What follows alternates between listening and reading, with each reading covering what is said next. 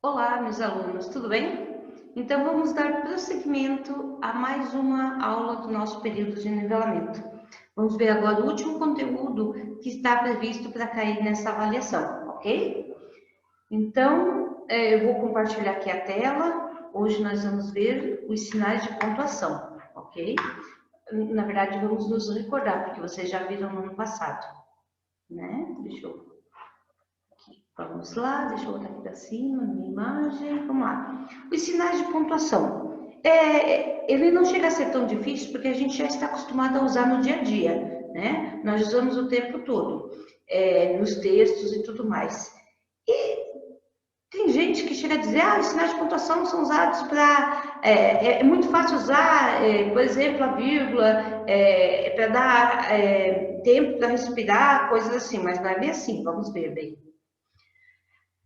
Começando então com essa tirinha, né, do Snoopy.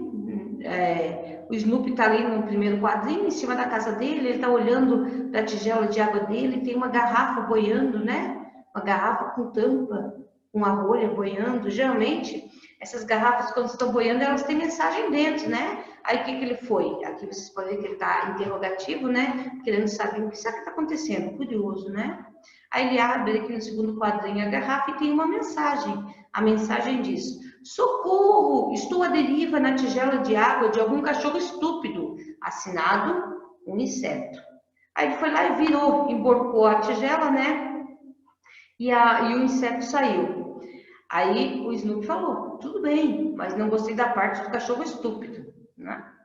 Se a gente for observar nessa tirinha, ela tem todos os sinais, tem bastante sinais de pontuação que são importantes para a gente saber, né? Por exemplo, o sinal de interrogação, que a gente dá uma entonação de pergunta, né? As aspas, que é quando a gente está falando de algo que está escrito em outro lugar, né? Então, por exemplo, um livro, a gente vai escrever um trecho do livro que a gente está lendo, escreve no trabalho, vai colocar entre aspas, né? E várias outras situações.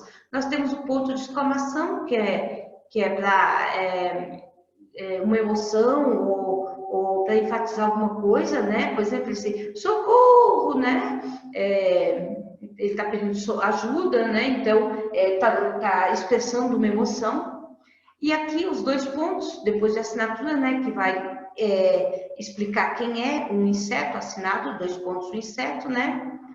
Depois aqui nós temos as reticências, que é quando deixa em suspenso, a frase não termina, né? Ele vai terminar depois. E o ponto final, que é o que encerra. Mas vamos lá. A vírgula, olha só como é importante os sinais de pontuação. Vamos analisar a vírgula. Onde é que vocês colocariam a vírgula nessa frase que está aqui na tela? Eu não vou ler a frase, porque senão eu já vou dar entonação inferindo no entendimento de vocês. Então, pensem, analisem. Todo mundo pensou? Então, agora eu posso ler. Se os trabalhadores soubessem a força que tem os empresários deveriam de joelho. Está faltando alguma coisa, né? Se a gente colocasse a vírgula assim. Se os trabalhadores soubessem a força que tem, vírgula, os empresários veriam de joelho. Ponto. Nesse caso, de quem é a força? Nesse exemplo, a força seria dos trabalhadores, se os trabalhadores soubessem a força que eles têm, né? Agora, nesse outro caso, se os trabalhadores soubessem a força que têm os empresários, vírgula, viveriam de joelhos. Aqui nesse caso, já quem é que tem a força?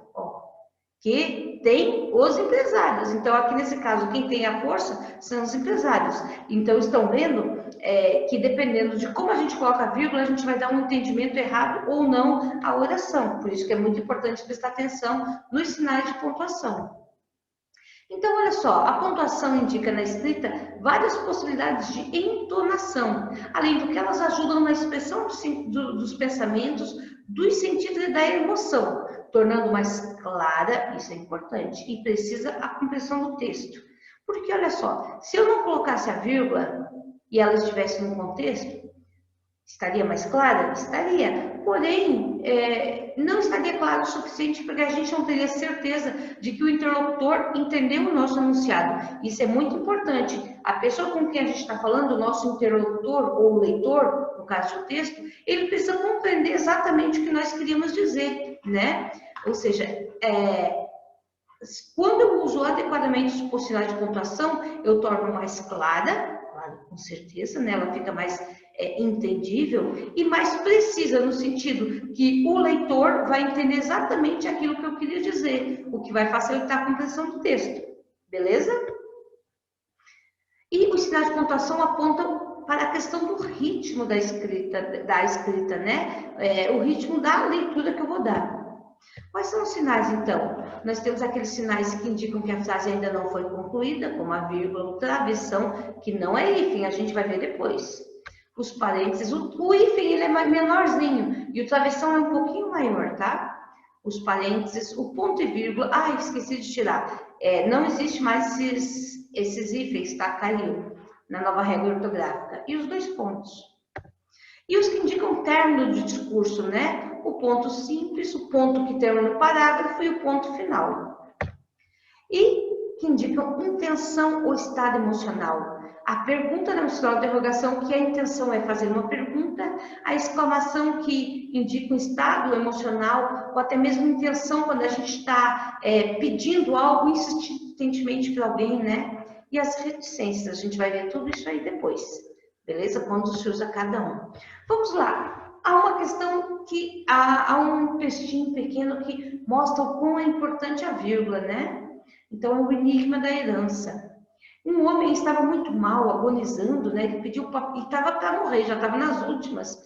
Então, ele pediu papel e caneta e escreveu assim, o que está nesse quadro amarelo. Eu vou deixar que vocês leiam para eu não inferir no entendimento de vocês.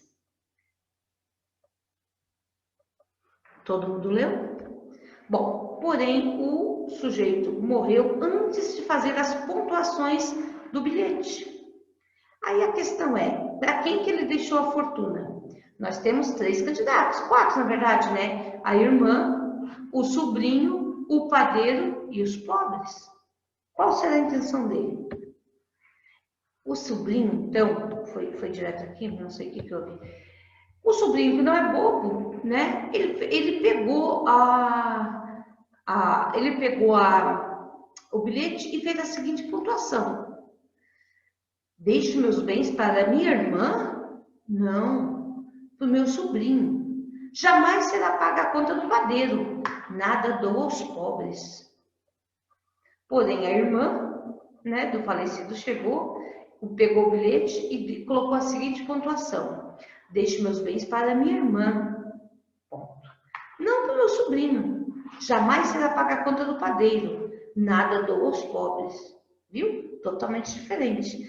Mas o padeiro, que não é bobo, foi lá, pegou o bilhete e fez outra pontuação. Veja como ele colocou. Deixe meus bens para minha irmã? Não. Para o meu sobrinho? Jamais.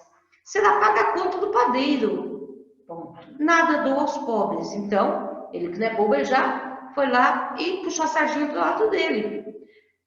Devia ser grande essa conta, né, com o padeiro, mas tudo bem. Aí chegaram os pobres, né, os descamisados da cidade, né, e um deles, que tinha conhecimento, foi lá e pegou o bilhete e colocou a seguinte pontuação. Deixe meus bens para minha irmã? Não. Para o meu sobrinho? Jamais. Será paga a conta do padeiro? Nada. Dou aos pobres. E tá aí. Então, para vocês observarem que, dependendo de como a gente utiliza a pontuação, o leitor vai entender outra coisa. Por isso que é muito importante para a gente se fazer entender exatamente como a gente quer, principalmente nos textos, é importante que a gente utilize adequadamente os sinais de pontuação. Beleza? Bom, no momento, esse primeiro slidezinho vai ser somente isso, mas deixa eu finalizar aqui, né? Mas a gente já retorna já com a continuação do conteúdo, beleza? Até daqui um pouquinho.